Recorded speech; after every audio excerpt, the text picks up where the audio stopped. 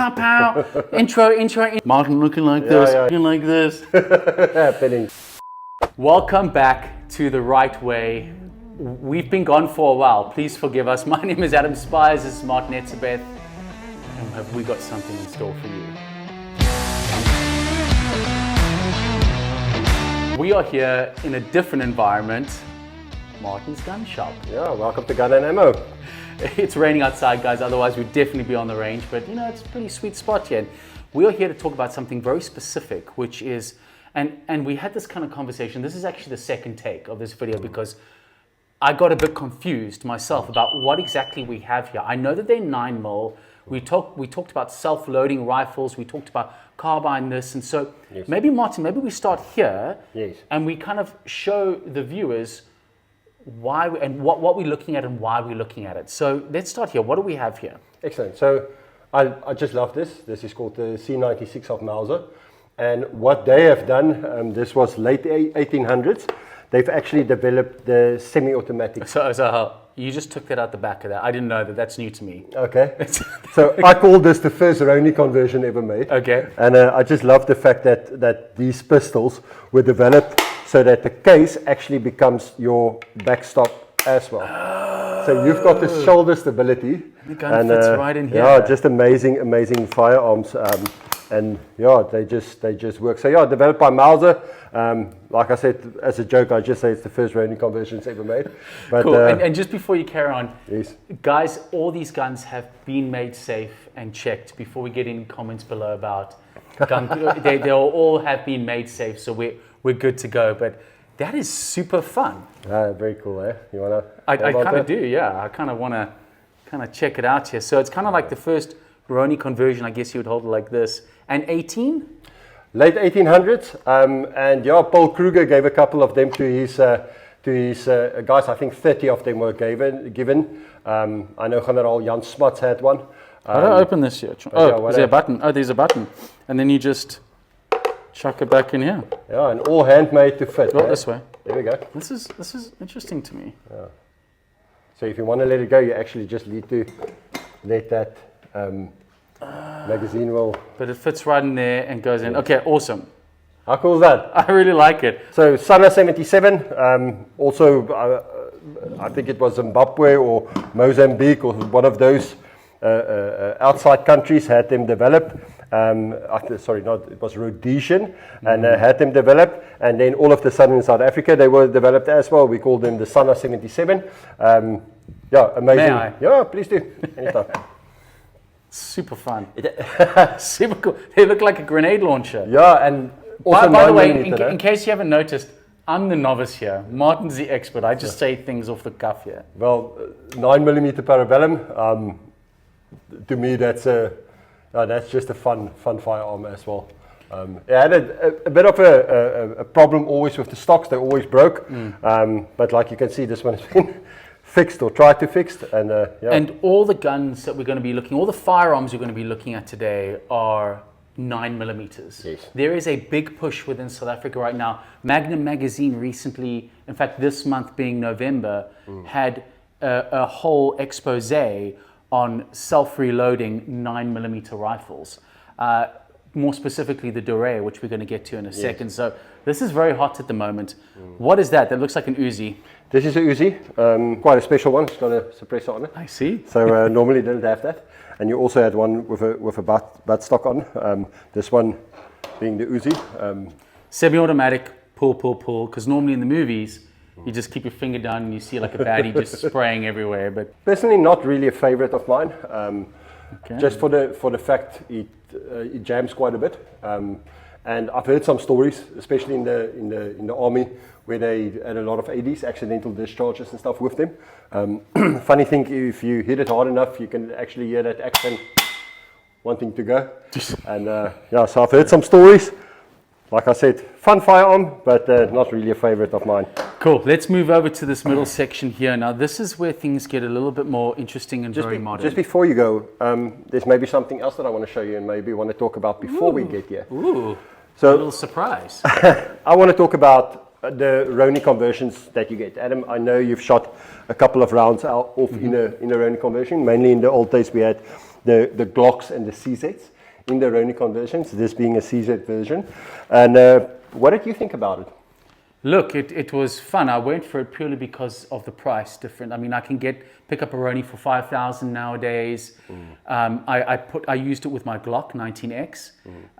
And to be honest, I didn't really like it. My gun came out super dirty afterwards. Okay. And I just felt like it was a little bit cumbersome. At the time, I liked it because I didn't know any different. Okay. But since shooting the Derya, I've realized that's for me.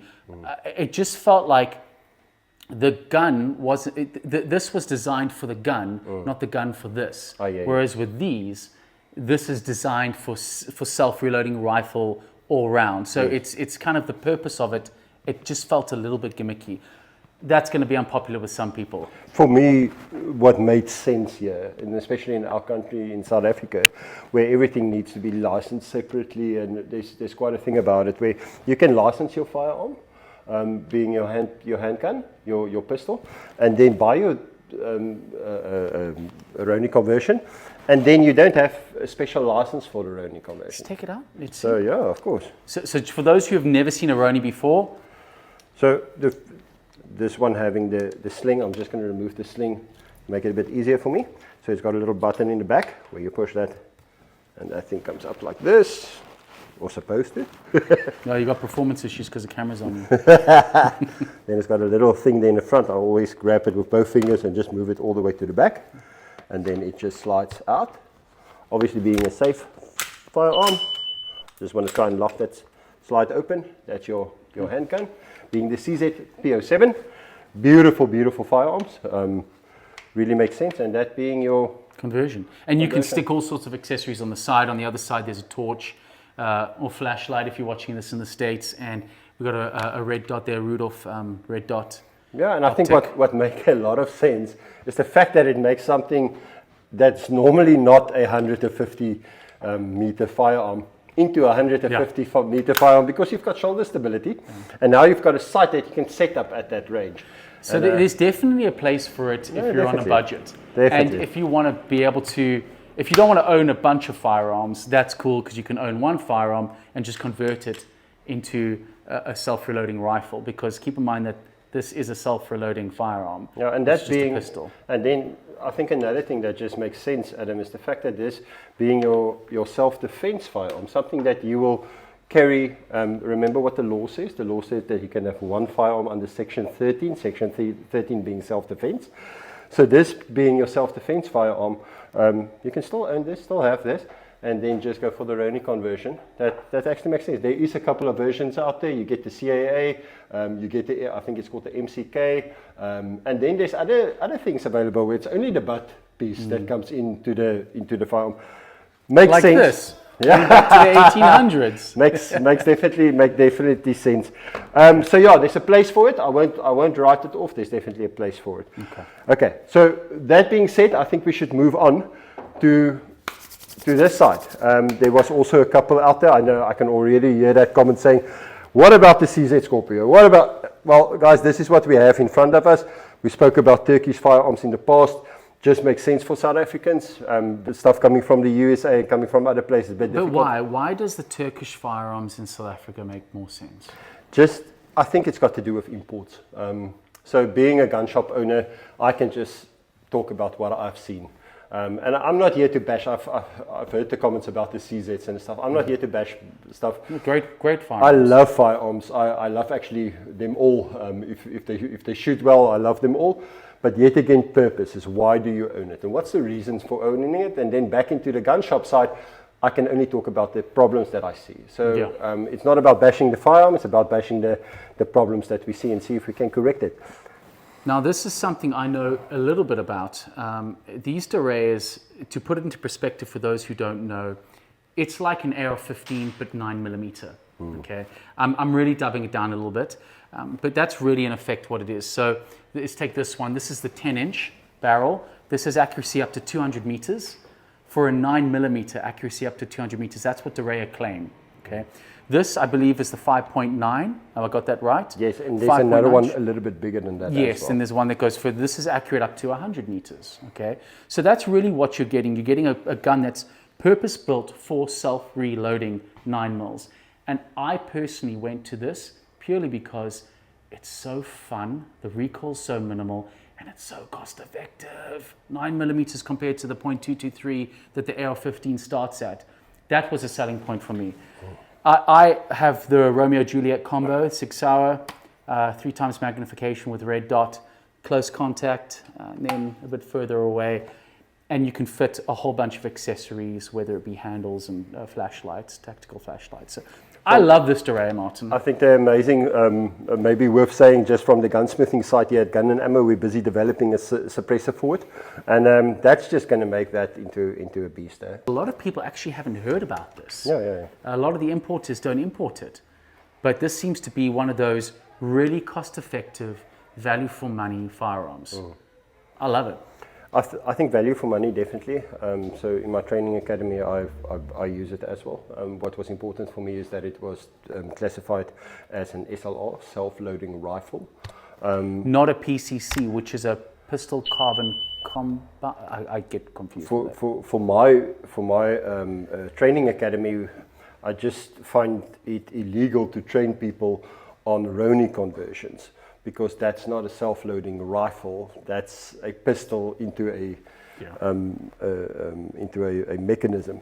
Where this classified it as a self-loading rifle makes it legal for me in a training site to get competency to my proficiency to my customers through doing training on the right firearms. So I think the thing that just stands out for me on these firearms is the fact that it uses 9mm parabellum ammunition, and that makes sense. Especially in our country, where that's what's available. That's what's cheap enough, and mostly you just walk into a gun shop and that will be there. What license would you get on this gun? License would be section 15 or section 16. Sport shooting. Section 15 being occasional, and then section 16 being dedicated.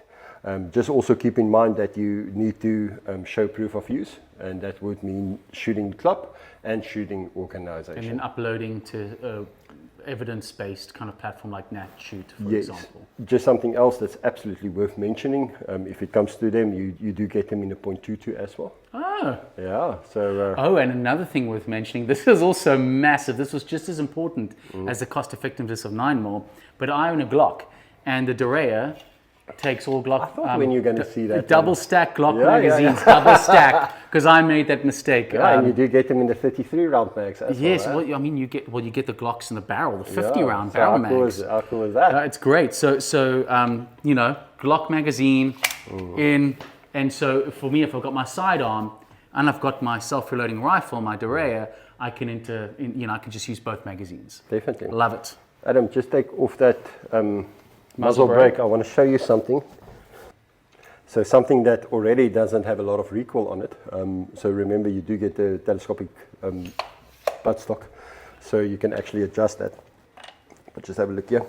Look how cool that looks. I just got goosebumps. So Martin.